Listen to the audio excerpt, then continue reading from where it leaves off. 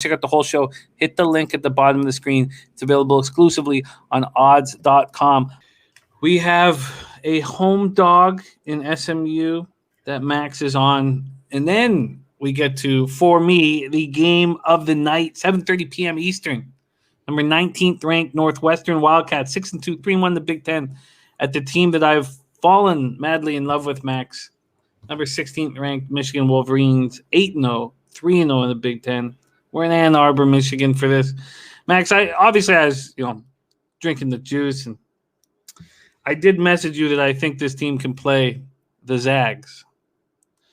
Maybe I was getting a little too excited, but I need to make future bets on Michigan as soon as possible from what I've seen so far.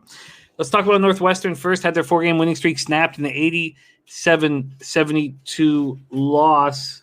Let me pull this up. I feel like I've got that wrong here. Their loss was at Penn State, right? Why do I have it at Iowa? Sorry. Thank you. Their loss was Iowa. I had the wrong team up there.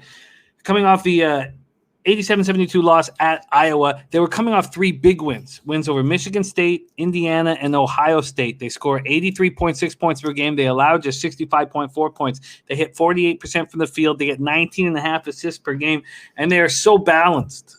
Man, 9 players averaging over 15.5 minutes per game. So many different weapons. Michigan is undefeated. That victory at Maryland was so complete. 84-73. They do everything well. Score 82.3 points, allow 68.4. They hit 52.3% from the field. They get 17.6 assists per game. Hunter Dickinson is one special freshman. He's scoring 16.6 points per game, getting 8.8 rebounds. He's hitting 72.6% from the field. You have him with 6'7" senior Isaiah Livers. You have 6'9" sophomore Franz Wagner. And you have one hell of a front court, one hell of a basketball team. And I'm in love, Max. But 8.5-point favorites after that big win. Let's let you be the expert here. 7:30 p.m. Eastern, Northwestern, Michigan. Take it away. Jim, I can understand why you've fallen in love with this Michigan team, but I'm going to tell you to pump the brakes on that. Let me just put it like this. Michigan, they've been beaten on bums of the Big Ten. The guys that take out your garbage.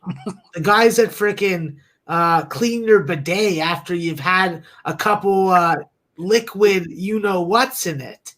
So I'm not really feeling the love for these types of wins that a lot of other people are. And I'll say this. There are a lot of things that you can like about what you've seen out of Michigan. Michigan has done a very good job of acclimating and getting acclimated Mike Smith to the system, to the quality and the strength and size of the Big Ten.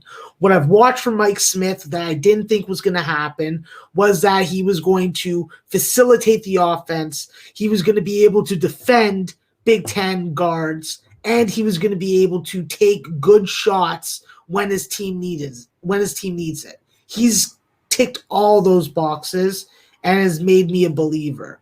Throw in Eli Brooks and his familiarity with the program and the system.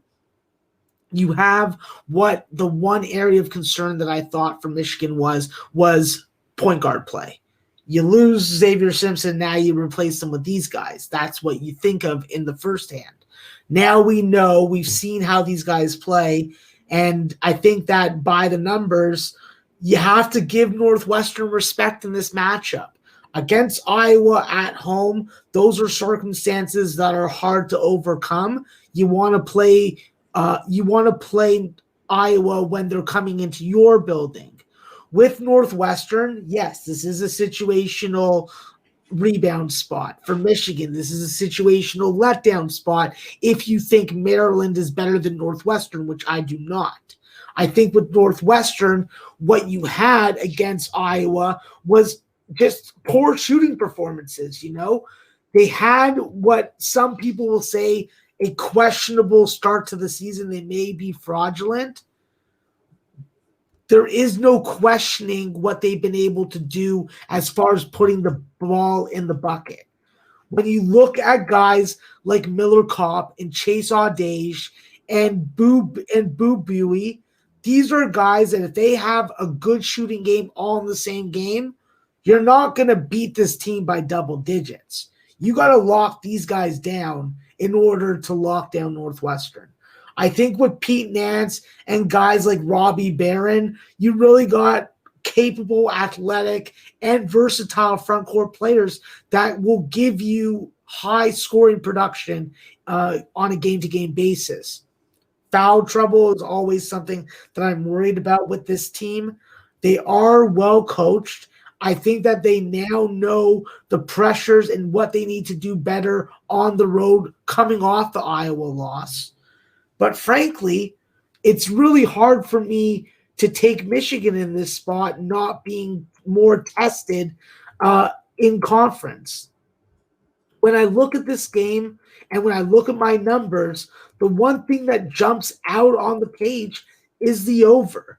When we look at this recent history of how these teams have been lined in their most recent games, we're talking about lines in the 135 range and below. We're not talking 144, 145. So there is obviously a fear by the bookmakers, and the analytics are saying so. This is a Northwestern team that makes a lot of threes, around 10 a game. They make around 15 free throws. They get on the offensive glass. They have crisp, very good ball movement to the tune of 1.8 assists assist to ratio turnover. There's no reason for me not to think that Michigan's going to be able to score the basketball on their home court. They have equally good assist to turnover ratios.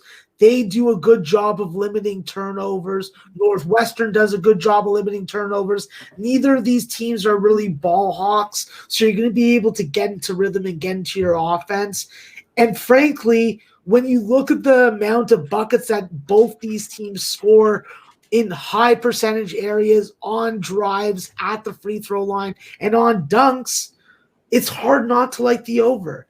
I'm going to make the over an official play for the show, Jim, because I just have to believe that these offenses, although they are capable of locking down, are going to be open for business tomorrow. If Michigan's three-point defense remains at around 37 to 39% like it has been so far this season, Northwestern could come in and surprise Michigan and win this game outright. But for show purposes, I'm only going to take the over. Very, very exciting breakdown. I'm not going to take Michigan at this number, but I'm not going to back Northwestern plus 8.5. Max, you have some options here for the total. You have FanDuel hanging the 144.5. The over's at minus 115 juice. Bet365 is at 145, circa 145.5, both at minus 110. So do you want Bet365's 145 at minus 110, or do you want FanDuel? Excuse me. Do you want FanDuel's 144.5 at minus 115? I'll take the Bet365. Bet365. So we have the over 145 at minus 110 at Bet365. And what a beauty that's going to be. 7:30 p.m. Eastern, Ann Arbor, Michigan. Northwestern comes to town to face the Wolverines in Big Ten